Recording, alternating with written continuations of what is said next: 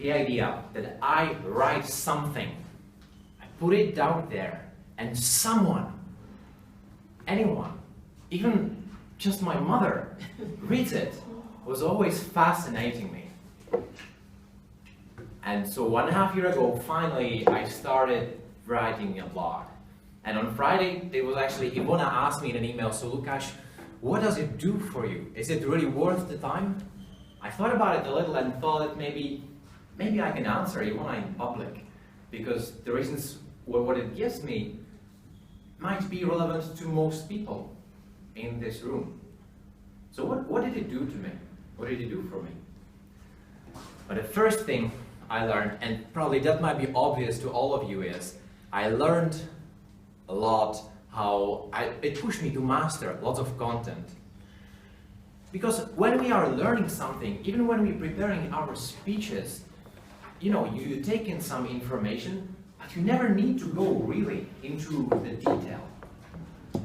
If you're here giving a speech, it's a lot of playing emotions, it's a lot about connecting to the audience, but you don't always need to master the details. But when I started writing, it would always come up with a simple idea like, maybe it is actually good to think a little bit about what the audience wants from you. Maybe there's an approach, 7-step audience analysis. I read about that somewhere, but I couldn't remember where it was. So when I wanted to write about it, I had to Google it up. And when I found it, I saw, this is 7-step how to analyze your audience. So I see it now, but what do I do with it? Do I just copy it and put it on my blog? That's pretty boring. And not even legal, probably. Also, it pushed me really to think hard. And I ended up writing and using Aragorn from The Lord of the Rings and his famous speech at the Black Gate to the armies of Gondor and Rohan. It's a brilliant example how to do audience analysis, because this guy, he was thinking about what he's going to say, trust me. The second thing that writing a blog gave me was it really helped me to write for the trash bin. By that I mean, and I often hear it with people, with my colleague Aneta at work, for example, when I'm writing my speech, I really don't know what topic I should come up with because, nothing is good enough. This topic is too banal. This topic is too simple. But when you write for the trash bin, the idea actually comes from Seth Godin, is a marketing guru, and he calls it cracking the pottery. It is whenever you write something, whenever I would write something, I had to imagine that it's probably not going to be good anyway. Because what this guy said, he's writing a blog post every day. And he says, for every post I publish, I have 2 posts I just trash because they're not good enough. And you might say, well, maybe it's too much work, you're writing 3 times as much and then you should. But in the end, it's extremely liberating thought. Because you're not worried that it's not going to be good enough, because it's probably going to end in the trash anyway. And by that, you just cancel the block that most of us have when we are trying to write something that should change the world. So writing for the trash bin, that was the second thing I learned. And the third, and that's probably the most life-changing, at least for me, when thanks to writing, I started having very different conversations with people around me.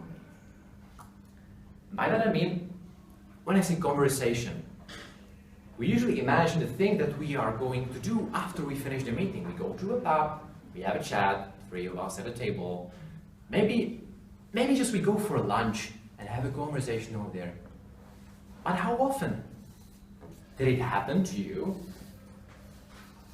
that your conversation partners allowed you to speak for 8 minutes without interrupting you at all?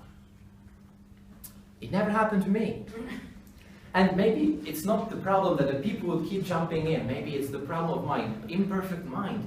Because so often it happens to me that when the brilliant idea comes, the conversation is already somewhere else.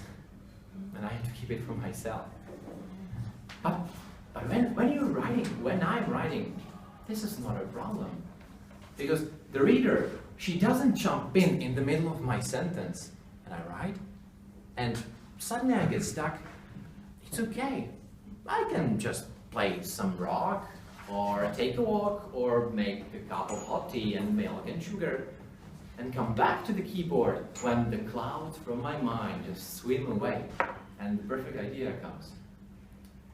And what the reader gets in the end, that's the real thing. These are the thoughts I really wanted to put together, but I never get the chance to express them when I speak. To me, it feels like, as Stephen King puts it, telepathy, from mind to mind. And most often, this is where it ends, when the reader finishes the reading. But sometimes, it happens to me that actually that person, it might be my friend, or it might be people whom I barely know, my Facebook friends. They come to me and then they tell me, oh, I read that what you wrote and it was quite interesting. Or I read what you wrote and it was really stupid. And then we have this real-time conversation, but then the real-time conversation is jump-started by that person taking 800 words in one go to their mind. And then we have real talk. So Joanna, if I can answer you, for me, writing a blog, it really worked, and it was really worth the effort. For the rest of you, I don't know. But maybe you can give it a try and see for yourself.